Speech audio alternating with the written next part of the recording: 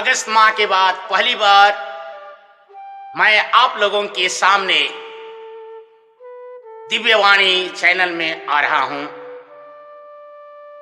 क्योंकि मैं आंख से अंधा हो गया था। मेरी आंख की रोशनी चली गई थी, लेकिन ईश्वर का हाथ और आप लोगों का साथ ने मुझे पुनः कुछ देखने के लिए मदद कर रही है। धीरे धीरे मैं ठीक हो रहा हूं। आप प्रत्येक जन को आपकी प्रार्थना और सहयोग के लिए बहुत बहुत धन्यवाद कहना चाहता हूं।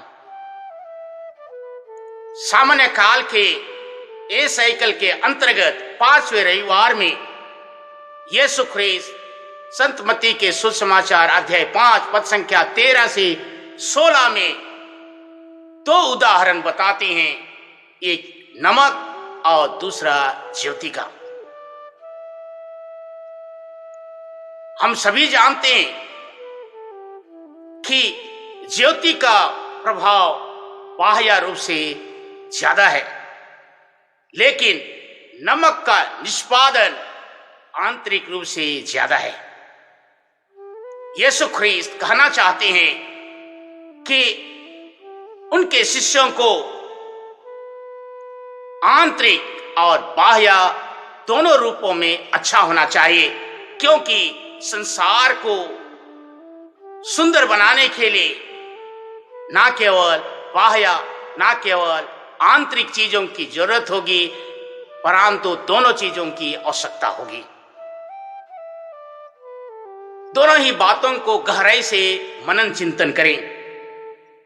यीशु ख्रीस्त ने कहा, तुम जगत की ज्योति हो। हम प्रत्येक जन जानते हैं, छोटी दिया तब तक जलती है जब तक उसमें तेल है।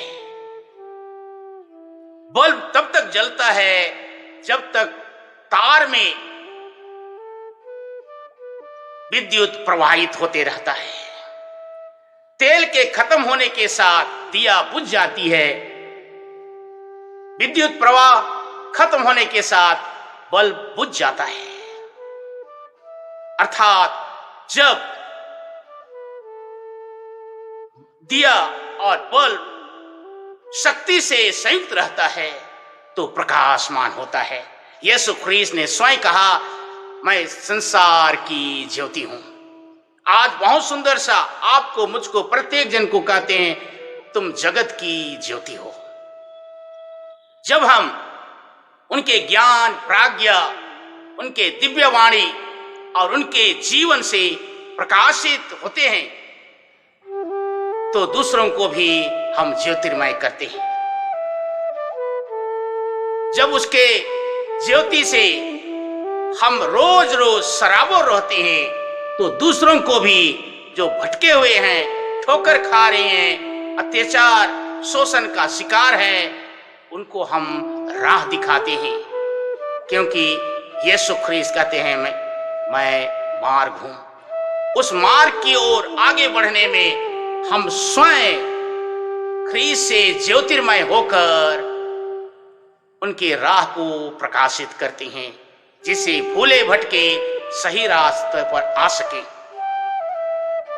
आज दूसरा उदाहरण लेते हैं नमक का। नमक बहुत सस्ता चीज है, लेकिन किसी भी चीज को स्वादिष्ट बनाना है तो नमक की जरूरत होती है। पहले जमाने में किसी चीज को सड़ने गलने से बचाने के लिए नमक का प्रयोग किया जाता था, लेकिन गौर करने वाली बात है, नमक अपना अस्तित्व खोकर हर प्रकार के व्यंजन को स्वादिष्ट बनाता है। पानी में घुलकर पानी को नमकीन बनाता है।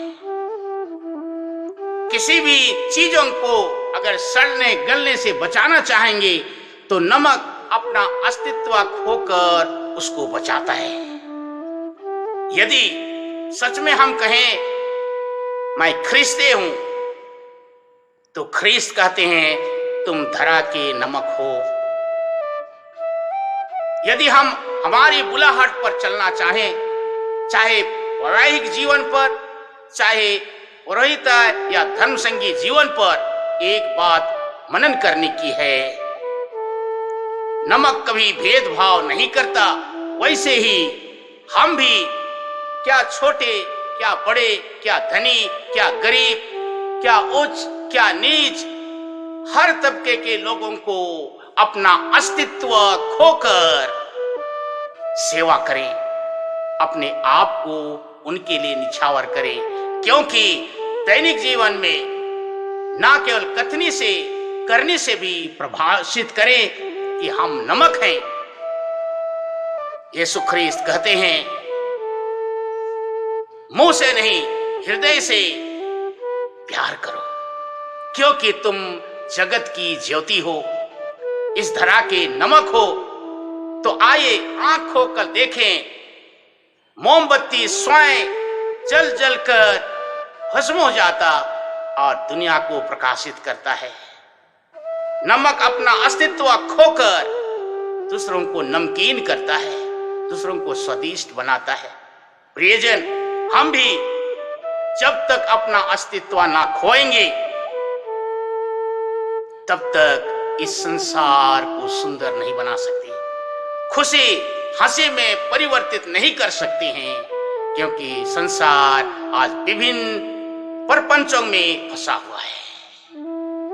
अगर ख्रीस्त की ज्योति हैं, ख्रीस्त कहते हैं इस धरा के नमक हैं, तो अपने जीवन में प्रभाषित करना होगा कि ना केवल मैं आंतरिक रूप से, बाह्य रूप से भी अच्छा हूं। आइए हम ईश्वर को एक दूसरे के लिए धन्यवाद कहें, एक दूसरे के लिए प्रार्थना